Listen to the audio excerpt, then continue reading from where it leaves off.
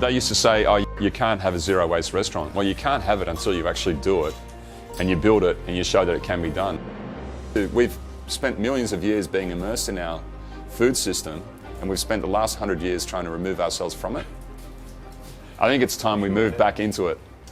Yes, this house is completely designed to be practical. There's nothing here that is designed to be purely beautiful. So it's a very, each module nests within the other module. So as a skeleton, they actually all are able to go on one truck.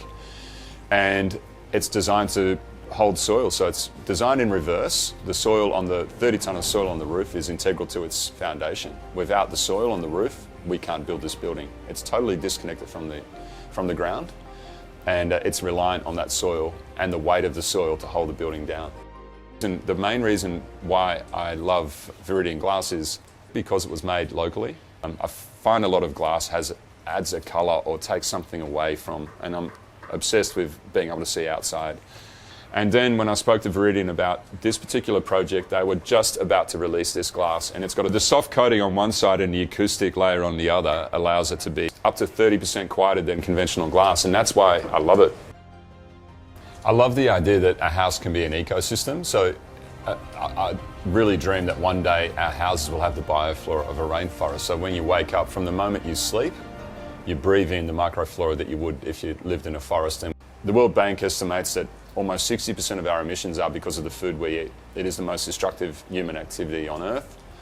And I just believe it doesn't need to be so. We generate enough waste where we live, as in we generate water, we have organic material that can easily become food for plants. And a combination of those panels, the glass and the way that it's sealed, means that you've got a home that's really quiet. And yeah, that's the first thing that people say. We can't believe how quiet this place is. Even though we've got hard surfaces on the floor, we've got rugs obviously, but it's still a very quiet space. And what we're doing here is reusing that water to grow plants and kind of harnessing the energy, using windows to get to feel like you're outside. A lot of people say that when they're here, they feel like they're inside, but that you feel like you're outside because you've got these beautiful elm trees that surround you.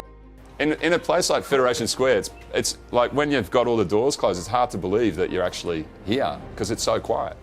So glass has this ability to take out the variation in the weather, and yet you feel like you're completely outside. So it has, I think from a sustainability point of view, it's one of the best materials on Earth, and it can be completely recycled as well.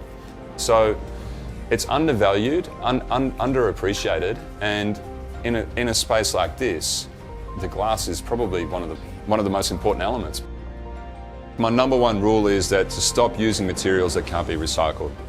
And if they can't be recycled or can't be biodegraded and turned into soil, or compost ultimately, which becomes soil, then I'm not interested in using it. Well, that rules out about 95% of materials that are used today.